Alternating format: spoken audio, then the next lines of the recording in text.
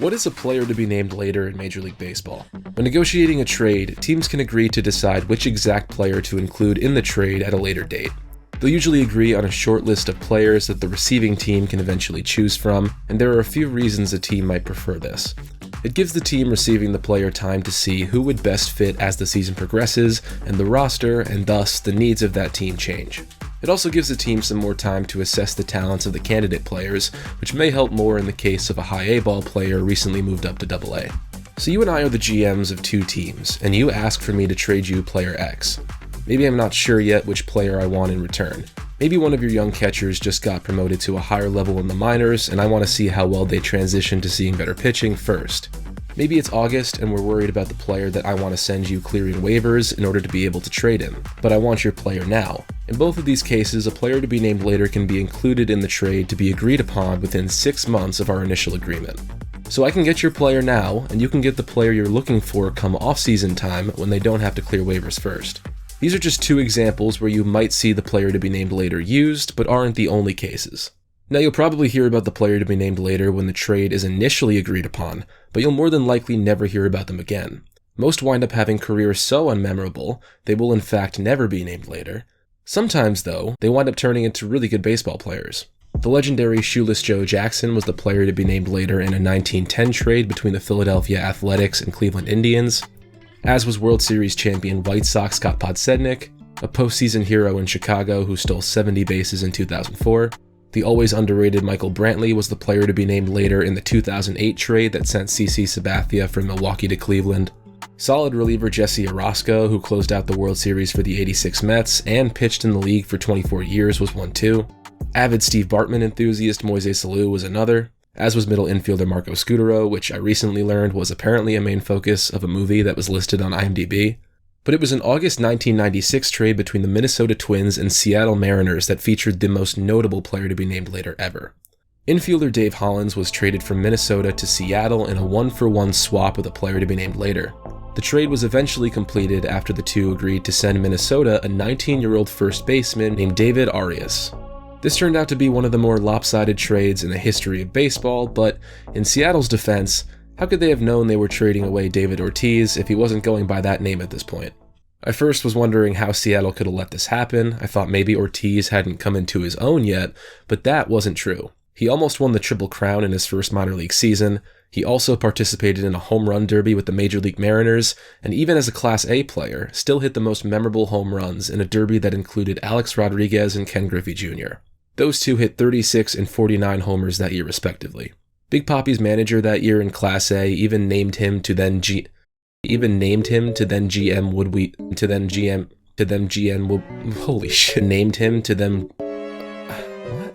Big Papi's manager that year in Class A even named him to then GM Woody Woodward as one of his untouchables in any potential trade. But in spite of it all, he was traded anyway. The legendary David Ortiz, who was one of the greatest hitters in the history of baseball, was a player to be named later in a trade for a 1-month rental. The Mariners were 4.5 games back of the first-place Rangers at this point when the trade was made, coming off of their first postseason berth in franchise history the year before. There's of course risk to trading any young player away, and that risk only increases when you're pushing to win now, but you have to respect the desire to go for it. Dave Hollins was a pretty productive player up to that point in his career, but if you're a Mariners fan, I'm sure you've got to be wondering what could have been. Ortiz wound up hitting about as many homers in 2005 and 2006 as Dave Hollins hit in his 12-year Major League career. Ortiz was a top 5 MVP candidate for 5 years in a row from 2003 through 2007, hit 541 career homers with a career 141 OPS+, and was a player so good that you just don't need me to sit here and rant about it for you to know it. The player to be named later clause has also been used throughout MLB history to sidestep certain league rules. Before the league's new collective bargaining agreement abolished August trades, as mentioned earlier, teams would sometimes use this to more easily navigate waiver claims for trades after the July 31st trading deadline. Let's look at an even more interesting case of a team using this to sidestep a league rule with Trey Turner. Star shortstop Trey Turner was a player to be named later in a trade back in 2014. At this point, there was a rule stating that teams couldn't trade players until 1 year after signing their first professional contract. So Turner was drafted and signed by the San Diego Padres in June of 2014, meaning he couldn't be traded until June of 2015. So that December, the Padres, Nationals, and Rays were involved in a 3-team trade, the one that sent Wil Myers to San Diego. The Nationals wanted Turner from the Padres, but San Diego couldn't trade him yet, as it hadn't been a year since he signed his first contract. So to get around the league's rule, the Padres listed Trey for the Nationals as a player to be named later, so around 6 months later in June, which was just within that 6-month deadline from the original agreement, which also happened to be 1 year following Turner's signing, Trey Turner became eligible to be traded and was officially included as a player to be named later to finalize the deal, and became a member of the Washington Nationals. He'd make his Major League debut 2 months later and would finish the Rookie of the Year runner-up the following season. Now, Turner's camp knew about his inclusion as the player to be named later when the trade was initially agreed upon in December of 14. And this begs the question, what's that relationship like between a prospect and a team for those 6 months when that team no longer has an obligation to develop you? It was already known that he would be going to Washington in June, so would the Padres invest as much of their time in developing him during those 6 months as their own prospects, just to have him go play for the Nationals? Nats GM Mike Rizzo was confident the Padres would act in good faith, and there'd be no issues like that, and it seemed that whatever did happen, if anything happened at all, he was right to stay optimistic. Looking at the trajectory of Trey Turner's career from that point on, it doesn't seem like anything that might have happened in that time had any negative impact on him in the long term. In 2022, he's one of the best infielders in baseball, and after signing his 11-year deal with the Phillies, he's $300 million richer than he was just a few weeks ago.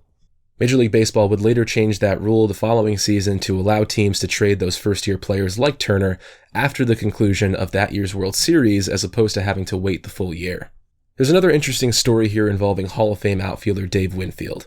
So in August of 1994, in the middle of the baseball strike of '94, the Twins agreed to send Dave Winfield to Cleveland for a player to be named later. The teams agreed that if Winfield appeared in 16 or more games with Cleveland that season, the Twins would be able to choose a PTBNL from AA level, and if Winfield appeared in fewer than 16 games with Cleveland, the Twins would choose one at the single A level. The strike led to the cancellation of the remainder of that season, and Winfield never wound up suiting up for Cleveland that year, though he did sign a 1-year deal for the following season before he retired. So what happened to the trade? Cleveland sent the Twins $100, their GM took Minnesota's GM out for dinner, and the trade was officially listed as Dave Winfield for cash considerations. Yeah, if teams can't eventually agree on a candidate player, then cash can be sent in his place.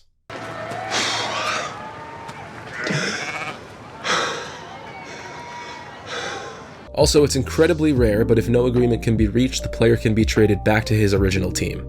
As if the '62 Mets didn't have it bad enough, they traded backup catcher Harry Cheedy to Cleveland for himself, after the deal couldn't be reached. The player to be named later has been around longer than you and I have been alive. We see it all the time come trade deadline and off-season time, and I'm sure it won't be going anywhere anytime soon. I spent 20 years of my life watching baseball without knowing what a player to be named later was, and from this point forward begins the time of my life afterwards. The next chapter, if you will. Here's to a new year, new learning opportunities, and new beginnings.